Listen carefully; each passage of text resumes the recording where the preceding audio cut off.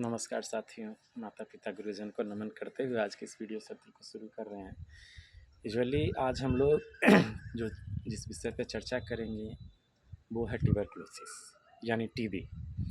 तो सबसे पहले ये जानेंगे कि कैसे डिटेक्ट करते हैं, उसका कैसे टेस्ट करेंगे कि टीबी पता चल सके। तो कॉमनली जो टेस्ट हैं, जिनको फेफड़ा का टीबी है यानी लंग्स की टीबी है वो तो एक्सरे में पता चल जाती है, मगर चेस्ट एक्सरे के बाद अगर अदर ऑर्गन में टीबी है या कहीं पे, तो चेस्ट के बाद अगर कहीं पे ट्यूबरकुलोसिस है तो उसको हम कैसे डिटेक्ट करें।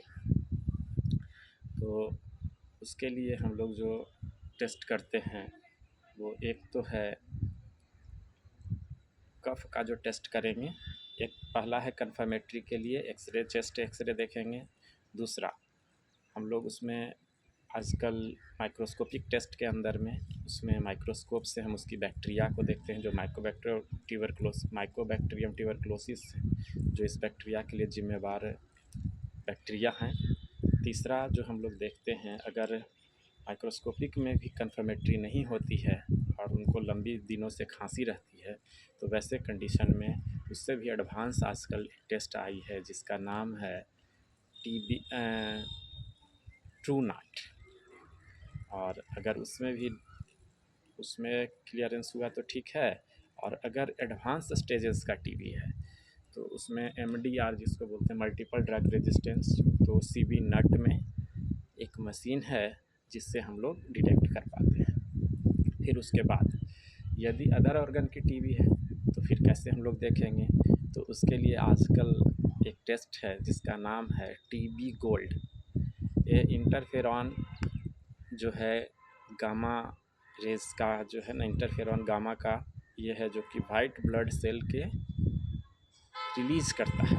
जो बॉडी का जो वाइट ब्लड सेल है, खास करके ब्लड का जो वाइट ब्लड सेल है वो रिलीज़ करता है कौन सा, इंटरफेरॉन गामा।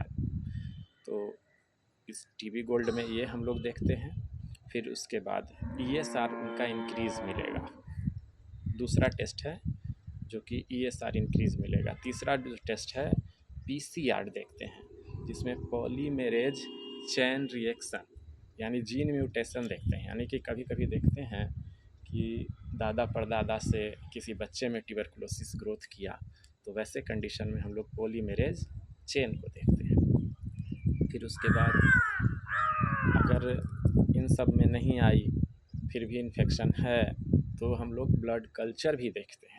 ब्लड कल्चर में क्या देखेंगे कि माइकोबैक्टीरियम ट्यूबरकुलोसिस का बैक्टीरिया प्रेजेंस है कि नहीं। ये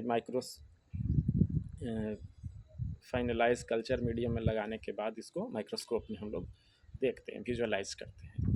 और जो पश्चिमी जो टेस्ट है वो टेस्ट है ट्यूबरकुलिन यानी मॉन्टूस टेस्ट, जो स्किन के डर्मिस लेयर में इसको इंजेक्ट करते हैं और 24 to 48 आवर वाच करते हैं। और फिर अगर पॉजिटिव आता है तो वैसे जगह पे हम लोग देखते हैं कि थोड़ा सा रेडिश कलर का पैचेस, और जितना एरिया में पड़ता है उससे ज़्यादा एरिया में डेवलप कर जाता है। उसमें बच्चे के लिए 5 यूनिट और यंग के लिए, जो यंगस्टर हैं उनके लिए 10 यूनिट देते हैं।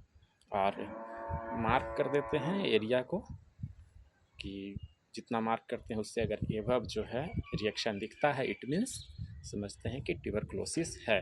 तो ये तो हुई हमारे टेस्ट का, कि एक बार शॉर्ट में बता दें कि टेस्ट ट्यूबरकुलोसिस के लिए क्या क्या होंगे। तो पहला टेस्ट है चेस्ट एक्सरे, जो चेस्ट वाले के लिए है चेस्ट एक्सरे है। और ट्रू नट है, माइक्रोस्कोपिक टेस्ट में माइक्रोबैक्टीरियम ट्यूबरकुलोसिस देखते हैं। अगर एडवांस एमआरआई, अगर हमारा जो है एमडीआर अगर टीबी है तो उसके लिए सीबी नट देखते हैं। फिर उसके बाद अब जो 5 टेस्ट हैं, जो कॉमन टेस्ट हैं, जो चेस्ट वाले के लिए नहीं है, अगर मतलब चेस्ट में भी दिखेगा और चेस्ट से बाहर अगर टीबी है तो उसके लिए। तो पहला टेस्ट का नाम है सीबी नट, दूसरा टेस्ट का नाम है ईएसआर, तीसरा टेस्ट का नाम है पीसीआर, चौथा टेस्ट का नाम है ब्लड कल्चर, और पांचवा टेस्ट का नाम है ट्यूबरकुलिन। अब मेडिसिन के बारे में थोड़ा सा कॉमनली जान लें कि इसमें मेडिसिन क्या चलती है। तो एक मेडिसिन कॉमनली जो चलती है वो AK-4 में क्या क्या होंगे, AK-4 का 5-4 कंपोजिशन है, जिसमें पहला मेडिसिन होगा, 4 मेडिसिन बोले हैं कि 4 मेडिसिन चलती है ट्यूबरकुलोसिस के ट्रीटमेंट में। पहली मेडिसिन कौन सी होगी? रिफाम्पिसिन। दूसरी मेडिसिन क्या होगी? पायराजिनामाइड। तीसरी मेडिसिन क्या होगी? इथाम्ब्यूटॉल। चौथी मेडिसिन क्या होगी? आइसोनाइजाइड। तो समझ गए होंगे कि ट्यूबरकुलोसिस का ट्रीटमेंट में कौन सी मेडिसिन चलती है जो एलोपैथाइंस के हैं, और जो हमारे चिकित्सक बंधु खास करके EH के हैं, तो उनके लिए बता दें कि हमारे इलेक्ट्रो के अंदर में 2 मेडिसिन वेरी इम्पॉर्टेंट है। वो मेडिसिन कौन सी है? वो मेडिसिन है पेक्टोरल 2। ड्यू टू किसके कारण से? ट्यूकेरियम MB के कारण से। एक प्लांट है जिसका नाम है ट्यूकेरियम MB।